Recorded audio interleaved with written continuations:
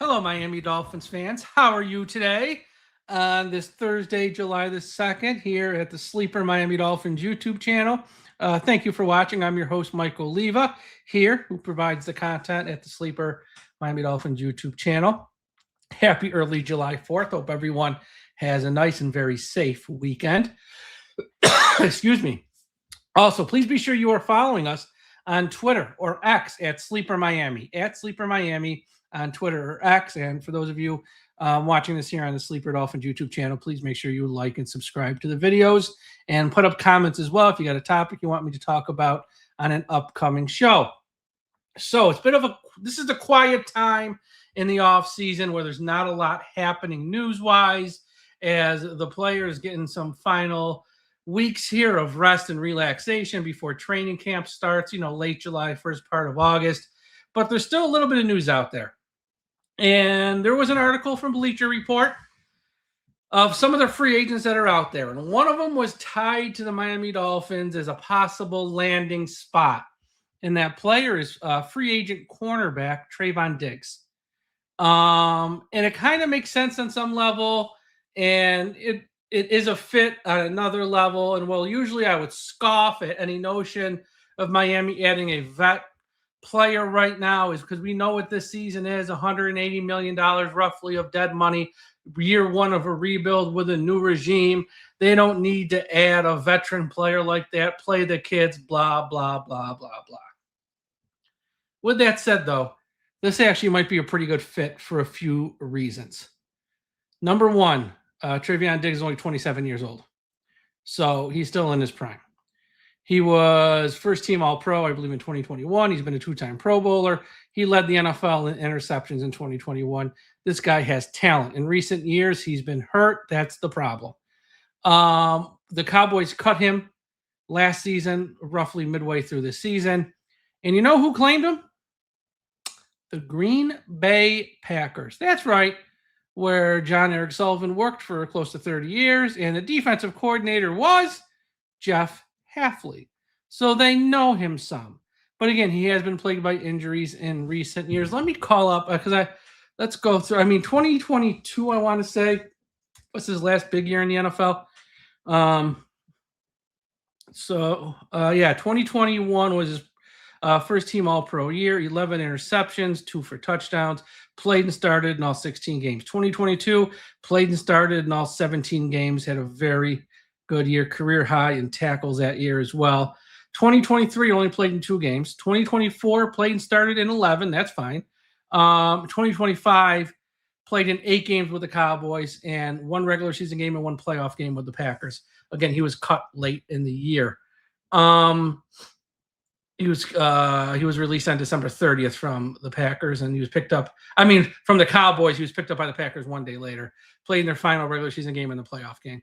So here's the thing with Diggs. The Dolphins need help in their secondary. They need help badly. All they have right now is rookie Chris Johnson, who was a first-round pick, but at the end of the day, he's just a rookie. They have Juju Brents, who is probably the only player who gets injured more than Austin Jackson. You cannot count on Juju Brents. Storm Duck, who's just a guy. You have a journeyman in Darrell Baker. You have a second-year player in Jason Marshall. You don't know who the heck he is. You have Ethan Bonner, who's been around forever, never really shown much. You got Marco Wilson, again, another journeyman guy who you can't really count on. The Dolphins, on paper, have the worst secondary in the entire NFL. Again, not hating, just stating. That's probably a fact. And on some level, year one of a rebuild, you can sort of live with it, I guess, is you're going to give some of these young guys like Chris Johnson, you're going to give Jason Marshall and some of these younger guys a lot of playing time and hopefully experience. You hope someone like Juju Brents, who's also, not that old, he can stay healthy and maybe, be someone you can count on for a full season. That's the goal. But having a savvy veteran, and I'm sorry, guys like Marco Wilson and Darrell Baker really don't check that box for me, in that room wouldn't be the worst thing in the world. And I think this is the type, if you're Diggs, he might need Miami as much as Miami might need him. Because Diggs needs a 1-year prove-it deal where he can actually get on the field and actually play and show the world he's that same great player he was in 2021, 2022.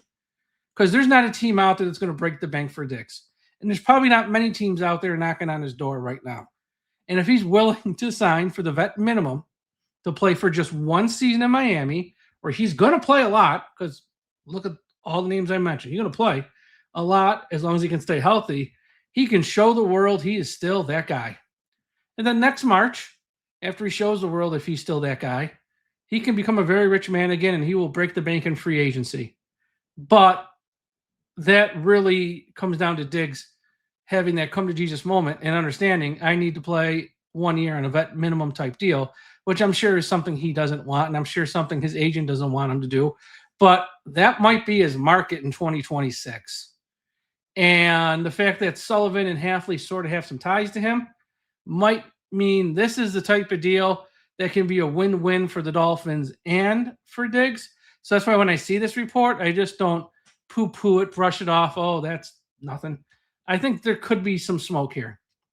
I don't expect the Dolphins to make a move to sign a veteran probably until the joint practices and training camp. They probably want to see what they got with these young kids.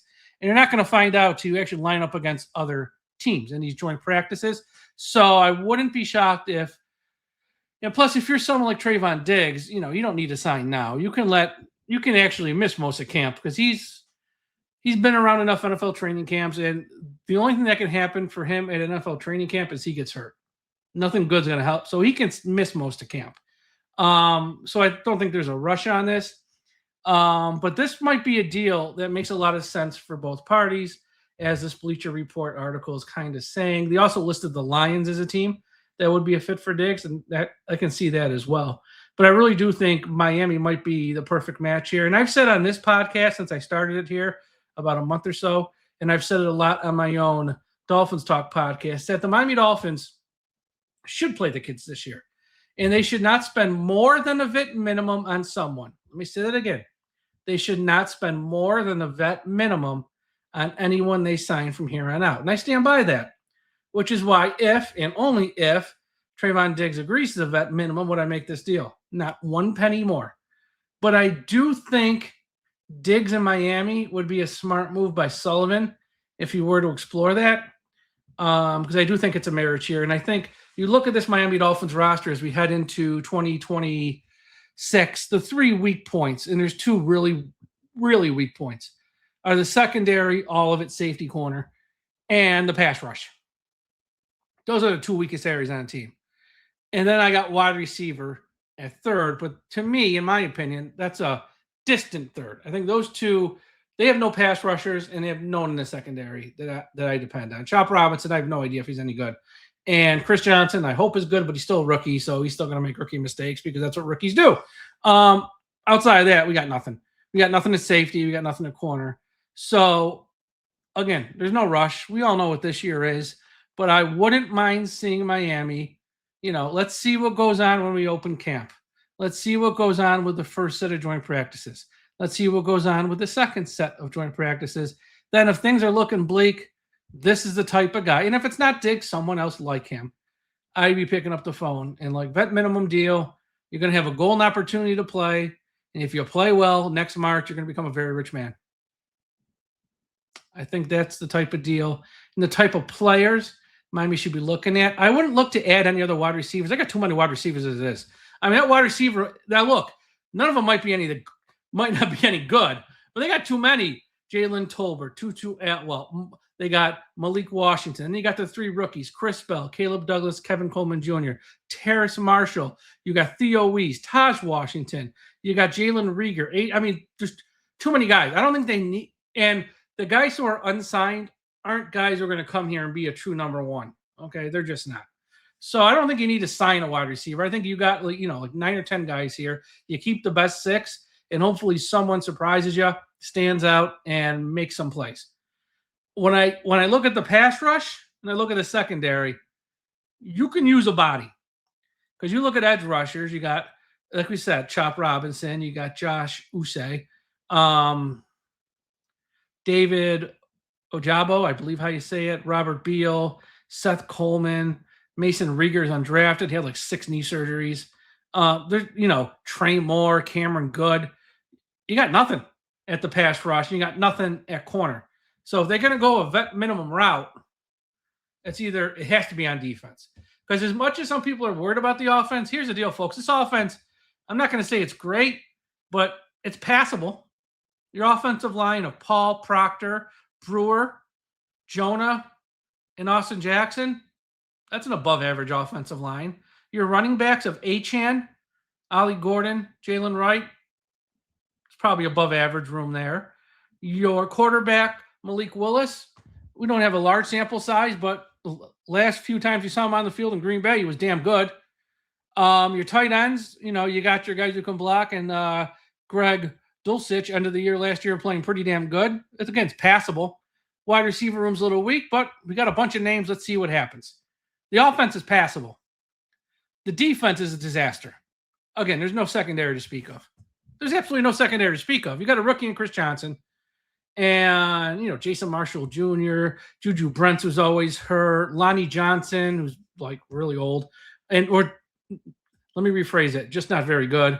You got Dante Trader, who's second-year player, who's just a guy.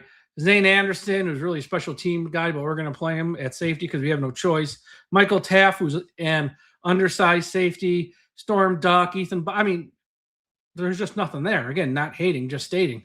So, and again, there's no sense to go wild and sign a bunch of vets, but if you're going to sign one or two to vet minimum deals, better be a pass rusher, and it better be someone in the secondary, corner or safety, which is why I think Trevon Diggs makes a lot of sense. Look, it's the first week of July. There is not a lot going on. So let's have some fun. I took matters into my own hands this week to help out this Miami Dolphins organization. And if you follow me, my personal account on Twitter, first off, you should be following at Sleeper Miami, but you should also be following me at Dolphins Talk. You know that the Miami Dolphins for the past 20 plus years have not been very good. Haven't won a playoff game in like 26 years. Haven't been to the Super Bowl since 1984 season. Things haven't been good. And there's many people who feel that the Miami Dolphins are cursed. Why are they cursed? Because around 1986, when they started to build Joe Robbie Stadium, which is now Hard Rock Stadium, they built it on top of an Indian burial ground. And they found the pieces of the Indian burial ground. They reported it, and, this, that, and the other. They were just like, it's fine, just keep building. They built the stadium, and it's been known as, and I always say the name wrong, the Curse of the Tequesta, which is the Indian tribe, which was the Indian burial ground out there and all that stuff. And, since that stadium was built, haven't won a Super Bowl, haven't gone to a Super Bowl, and it's been a lot of pain and misery. So some people think this curse is real. And it's been around forever. People have been writing about it since the 90s. People have been writing about it all through the 2000s, the 2010s, into the 2020s. And every year that goes by where the Dolphins don't win a playoff game, the curse is real. The curse, the curse, the curse. Now, we are entering a new era of Miami Dolphins football.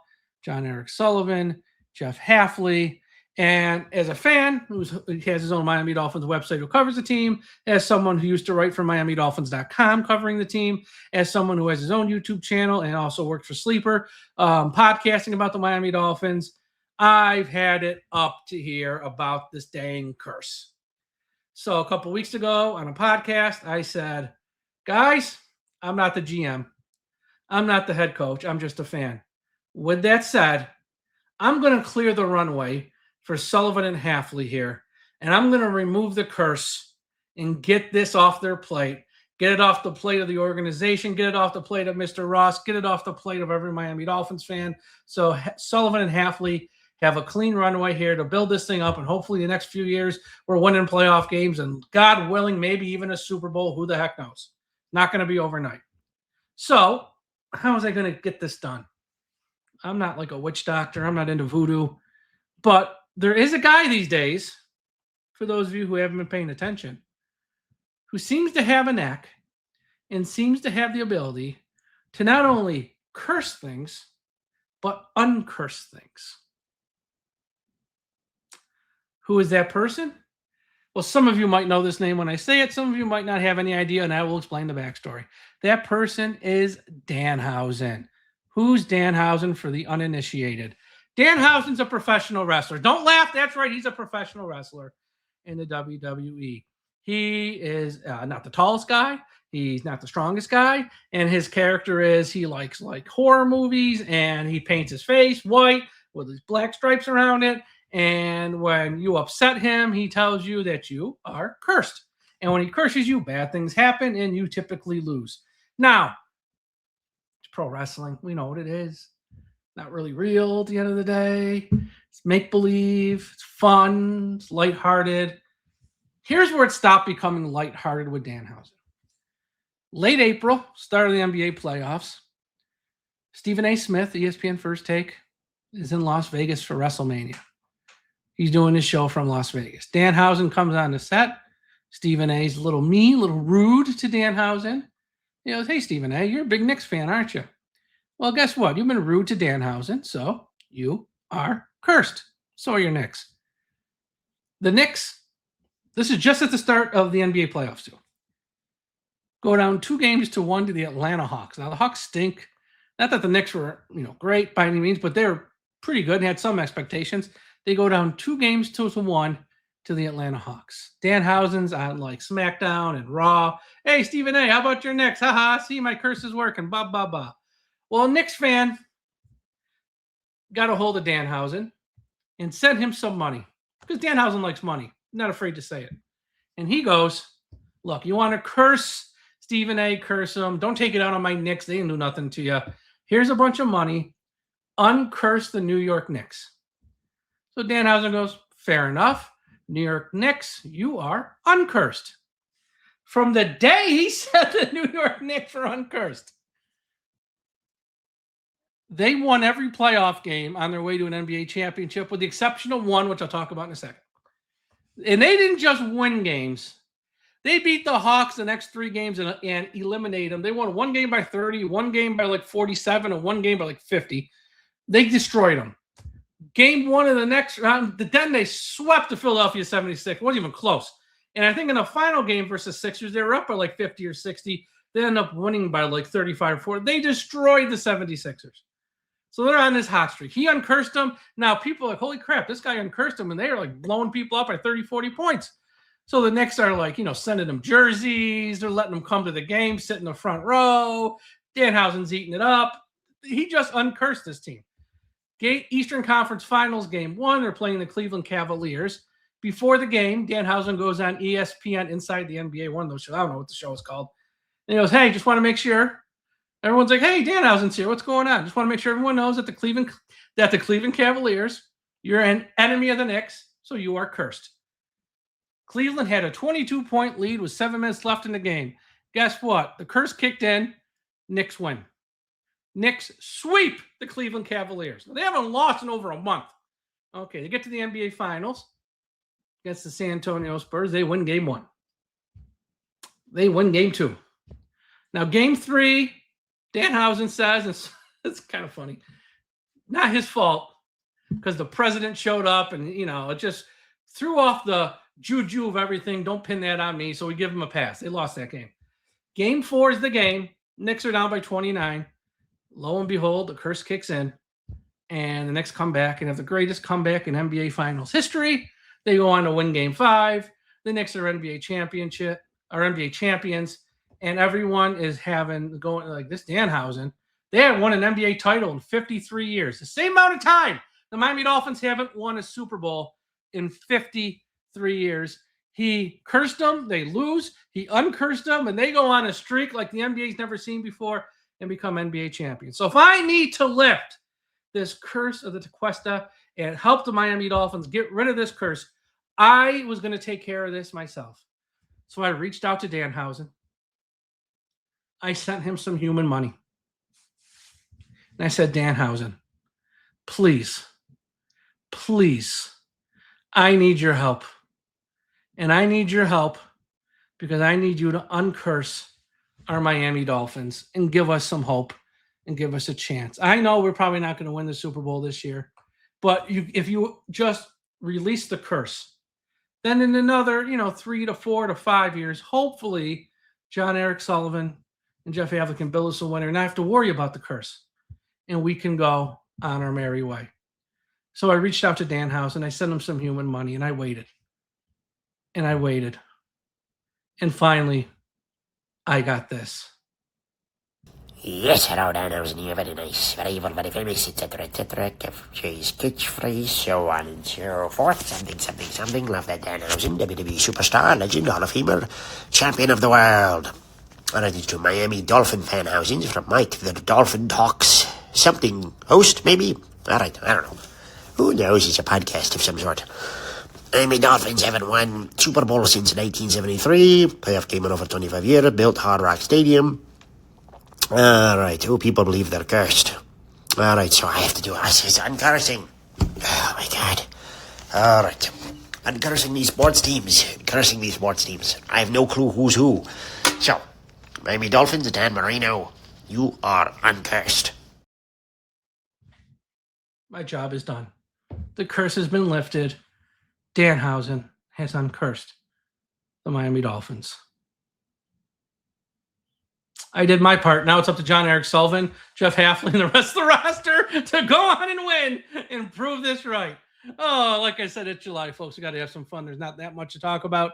But again, I hope everyone has a nice, fun, and safe 4th of July holiday. Where I am right now, it's like in the 90s, and I'm recording this at 8:30. It is hotter than heck. So I hope wherever you are, you can stay cool this weekend, have a nice, refreshing beverage, have some ice cream, stay cool, because I know most of the country's under extreme heat right now. So try and relax with the weather. Have a nice weekend. And, training camp will be here before you know it, and we'll have a lot more to talk about then, obviously. But, yeah, once again, on Twitter, X, at Sleeper Miami. And this video, smash a like button. Make sure you subscribe to the channel. Tell your Miami Dolphins friends to subscribe to the channel as well. And in the comments below, if you got any topics you want me to talk about on upcoming shows, please leave them there. Everyone have a great night, and we'll talk to you again after a while.